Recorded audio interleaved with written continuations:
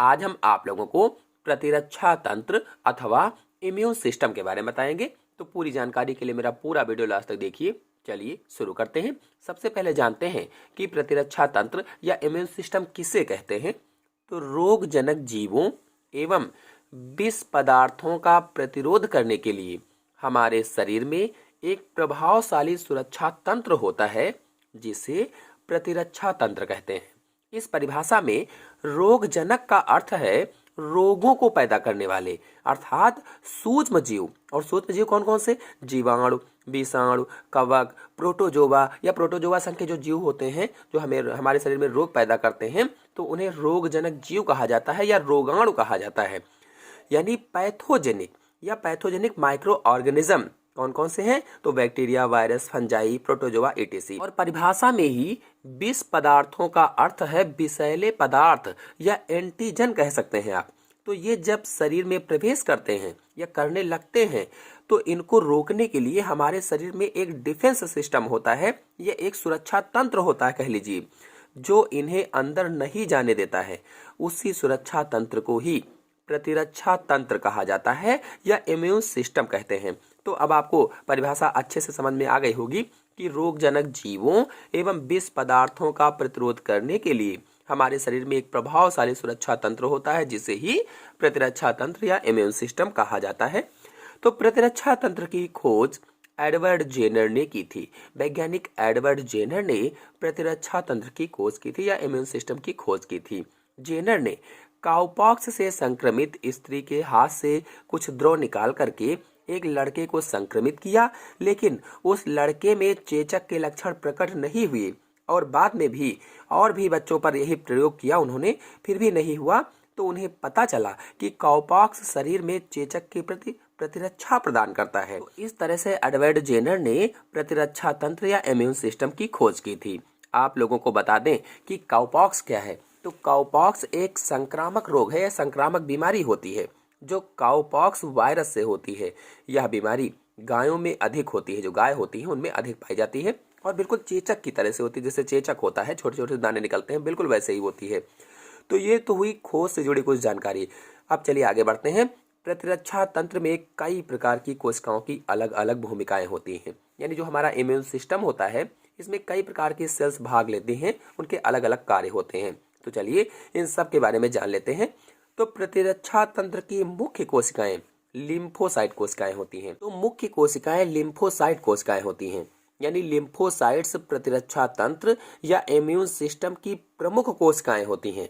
ये भ्रूण में यकृत कोशिकाओं में बनती हैं। जो भ्रूण होता है उसमें यकृत कोशिकाओं में बनती हैं, लेकिन जो वयस्क होते हैं वयस्क में लाल अस्थि मज्जा या बोन मैरो में स्थित हीमोसाइटोब्लास्ट नामक बहुसक्त स्टेम कोशिकाओं में जीवन पर्यंत बनती हैं। मतलब ये लाल अस्थि मज्जा में जीवन भर बनती रहती हैं या बोन मैरो में बनती रहती हैं। प्रतिरक्षा तंत्र के लिए ये कोशिकाएं दो प्रकार की होती हैं। यानी अगर इन कोशिकाओं की बात की जाए या लिम्फोसाइट्स की बात की जाए तो प्रतिरक्षा तंत्र के लिए दो प्रकार की होती हैं। पहली टी लिम्फोसाइट्स कोशिकाएं या टी कोशिकाएं भी इन्हें कहा जाता है, और दूसरी हैं बी लिम्फोसाइट्स कोशिकाएं या इन्हें केवल बी कोशिकाएं कहते हैं। तो इन दोनों के बारे में थोड़ी थोड़ी सी जानकारी प्राप्त कर लेते हैं। तो पहली है टी लिम्फोसाइट्स कोशिकाएं।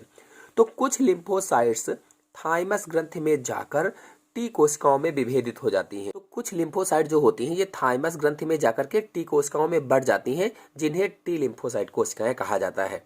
तो ये कोशिकाएं शरीर को कोशिकीय प्रतिरक्षा प्रदान करती हैं। जो टी लिम्फोसाइट कोशिकाएं हैं ये शरीर को कोशिकीय प्रतिरक्षा प्रदान करती हैं।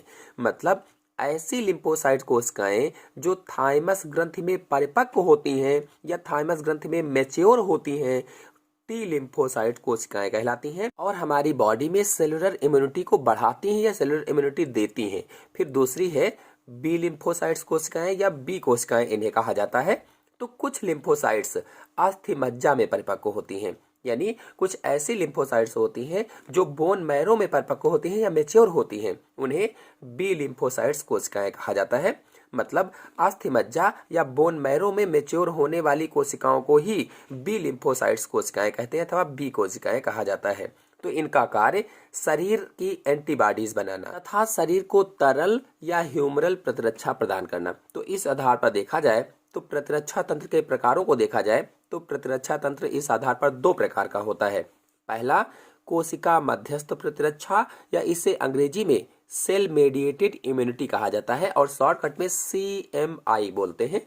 फिर दूसरा है प्रतिरक्षी मध्यस्थ प्रतिरक्षा अथवा इसी को ह्यूमरल प्रतिरक्षा भी कहा जाता है, अंग्रेजी में एंटीबॉडी मीडिएटेड इम्यूनिटी कहते हैं या AMI बोला जाता है। तो चलिए इन दोनों को एक एक करके समझ लेते हैं। तो पहले कोशिका मध्यस्थ प्रतिरक्षा या CMI को समझते हैं। तो इसमें लिम्फोसाइट्स आक्रमणकारी रोगाणुओं का भक्षण करते हैं, यानी जो इसके लिम्फोसाइट्स होते हैं वो आक्रमणकारी जो रोगाणु होते हैं, कौन कौन से रोगाणु, चाहे वो बैक्टीरिया हो, चाहे वायरस हो, चाहे प्रोटोजोआ हो, तो उनका ये भक्षण कर लेते हैं। इस कार्य में मुख्यतः टी लिम्फोसाइट्स कोशिकाएं भाग लेती हैं। और इस कार्य में मुख्य रूप से कौन कोशिकाएं भाग लेती हैं, तो मुख्य रूप से टी लिम्फोसाइट कोशिकाएं भाग लेती हैं। तो ये धीरे धीरे बढ़ रहे रोगों, यानी ऐसे रोग जो धीरे धीरे से होते हैं, चुपके चुपके से होते रहते हैं, जैसे टीबी या तपेदिक, कैंसर, कोढ़ या कुष्ठ रोग, तो आदि रोगों के प्रति सुरक्षा प्रदान करते हैं। यानी ऐसे रोग जो धीरे धीरे हमारे शरीर में पनपते हैं, पैदा होते हैं। मतलब जो कोशिका मध्यस्थ प्रतिरक्षा है ये धीरे धीरे होने वाले रोगों से प्रतिरक्षा देती है। फिर दूसरी है प्रतिरक्षा मध्यस्थ प्रतिरक्षा यानी AMI या एंटीबॉडी मीडिएटेड इम्यूनिटी या इसे ही ह्यूमरल प्रतिरक्षा या तरल प्रतिरक्षा भी कहा जाता है। तो इसमें मुख्य रूप से B लिम्फोसाइट्स कोशिकाएं भाग लेती हैं। ये तेजी से फैलने वाले रोगों को प्रतिरक्षा प्रदान करते हैं, यानी ऐसे रोग जो तेजी से हो जाते हैं, जल्दी से हमारे शरीर में पनप जाते हैं, ऐसे रोगों से प्रतिरक्षा प्रदान करती हैं। जैसे कौन कौन से रोग हैं, जुकाम, इन्फ्लुएंजा, टेटनस, खसरा, हैजा आदि रोगों से हमें प्रतिरक्षा प्रदान करती हैं। तो ये सभी रोग तेजी से हमारे शरीर में होते हैं, तो जिनको B लिम्फोसाइट कोशिकाएं जो होती हैं प्रतिरक्षा प्रदान करती हैं।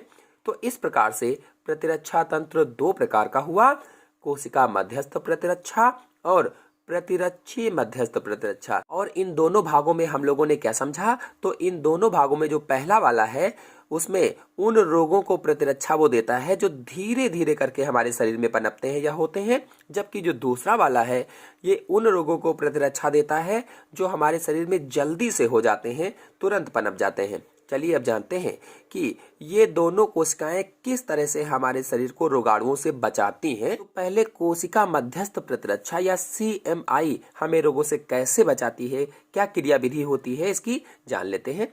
तो इस प्रतिरक्षा में टी कोशिकाओं की मुख्य भूमिका होती है। जो टी कोशिकाएं होती हैं इस प्रतिरक्षा में इनकी भूमिका अधिक होती है। अभी मैंने पहले बताया था कि CMI में टी कोशिकाएं या टी लिम्फोसाइट्स भाग लेते हैं और टी कोशिकाएं अधिक जटिल सुरक्षा तंत्र बनाती हैं। जो टी कोशिकाएं होती हैं ये अधिक जटिल सुरक्षा तंत्र बनाती हैं, यानी जो B कोशिकाएं हैं उनकी तुलना में जो टी कोशिकाएं हैं ये अधिक जटिल सुरक्षा तंत्र का निर्माण करती हैं। तो ये कोशिकाएं चार प्रकार की होती हैं। पहली है साइटोटॉक्सिक टी कोशिकाएं या इन्हें मारक कोशिकाएं भी कहा जाता है। तो ये संक्रमण वाले स्थान पर पहुंचकर ऐसे पदार्थ का स्राव करती हैं जो वहां की संक्रमित कोशिकाओं को खत्म कर देता है, यानी जहां पर संक्रमण हुआ है वहां पर पहुंच जाते हैं और ऐसे पदार्थ का स्राव करने लगते हैं जो संक्रमित कोशिकाओं को खत्म करता है। बता दें कि ये जिस पदार्थ का स्राव करती हैं वो पेरफोरिन नामक प्रोटीन होती है। यानी ये किस पदार्थ का स्राव करती है, तो पेरफोरिन नामक प्रोटीन का स्राव करती हैं। यदि प्रश्न पूछा जाए कि मारक कोशिकाएं या किलर सेल किस पदार्थ का स्राव करती हैं, तो हम बताएंगे पेरफेरिन नामक प्रोटीन का स्राव करती हैं। और यही प्रोटीन रोगाणुओं कौन कौन से, जीवाणु, विषाणु, कवक, परजीवी, तो इन रोगाणुओं को मार देती हैं या खत्म कर देती हैं। फिर दूसरा भाग है सहायक टी कोशिकाएं या हेल्पर टी सेल्स। तो ये कुल टी कोशिकाओं का 66 से 70% भाग होता है। ये कोशिकाएं AMI तथा CMI दोनों प्रतिक्रियाओं को बढ़ाती हैं। तो AMI का मतलब है एंटीबॉडी मीडिएटेड इम्यूनिटी या प्रतिरक्षी मध्यस्थ प्रतिरक्षा, जिसके बारे में अभी मैंने आप लोगों को पहले बताया है। और CMI का मतलब है सेल मेडिएटेड इम्यूनिटी या कोशिका मध्यस्थ प्रतिरक्षा। तो जो हेल्पर टी सेल है ये इन दोनों की प्रतिक्रियाओं को बढ़ाती हैं या कह लीजिए कि दोनों को सक्रिय करती हैं। तो ये इंटरल्यूकिन 2 नामक एक द्रव स्रावित करती हैं। इंटरल्यूकिन 2 नामक द्रव निकालती हैं या स्रावित करती हैं। इस द्रव के कारण ही मारक टी कोशिकाओं की सक्रियता बढ़ती है। यानी इसी द्रव से जो मारक टी कोशिकाएं होती हैं वो एक्टिव होती हैं, अधिक एक्टिव हो जाती हैं, सक्रियता बढ़ जाती है। सहायक टी कोशिकाओं को प्रतिरक्षा तंत्र का मास्टर स्विच भी कहा जाता है। यानी जो सहायक टी कोशिकाएं हैं, हेल्पर टी सेल्स हैं, इनको प्रतिरक्षा तंत्र का मास्टर स्विच कहा जाता है। अगला भाग है निरोधक टी कोशिकाएं।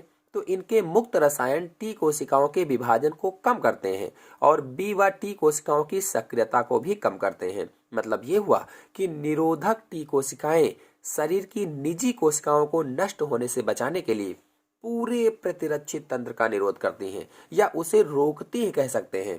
अतः शरीर में जब एंटीजेंस समाप्त होने लगते हैं तो ये कोशिकाएं प्रतिरक्षा तंत्र को रोक देती हैं या कह लीजिए कि टर्न ऑफ कर देती है। जैसे हम लोग कंप्यूटर को टर्न ऑफ करते हैं, बंद करते हैं, वैसे ही ये प्रतिरक्षा तंत्र को रोक देती है, टर्न ऑफ कर देती है। अर्थ यह हुआ कि संक्रमण खत्म होने पर टी व बी कोशिकाओं की सक्रियता को समाप्त करती हैं। फिर अगला भाग है स्मृत कोशिकाएं या मेमोरी टी सेल्स। तो स्मृत कोशिकाएं तभी उत्पन्न होती हैं जब एंटीजेंस उपस्थित हों, यानी एंटीजेंस द्वारा फिर से संक्रमण करने पर ये तेजी से बनती हैं। स्मृत कोशिकाएं पूरे जीवन काल तक जीवित रह सकती हैं। स्मृत कोशिकाएं प्लीहा और लिम्फ ग्रंथियों में इकट्ठा होती हैं या कह लीजिए संग्रहित होती हैं। चलिए प्रतिरक्षा तंत्र के दूसरे प्रकार प्रतिरक्षी मध्यस्थ प्रतिरक्षा या AMI की कार्यविधि को समझ लेते हैं। तो मानव में बी कोशिकाओं का परिपक्वन तथा भिन्नन अस्थिमज्जा में होता है। मानव यानी मनुष्य में बी कोशिकाएं बोन मैरो में मैच्योर होती हैं और अलग अलग बढ़ती हैं।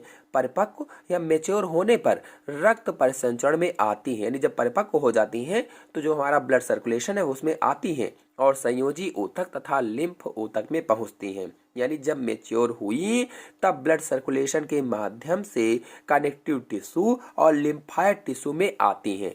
अब यहीं पर स्थिर रहकर ये शरीर में प्रवेश करने वाले रोगाणुओं की अन्य परजीवी से या अन्य रोगाणु से हमारे शरीर की सुरक्षा करती हैं या हमारे शरीर में प्रतिरक्षा उत्पन्न करती हैं या कह लीजिए कि रोगाणुओं का इंतजार करती हैं कि वो आए तो ये उनको मार गिराएं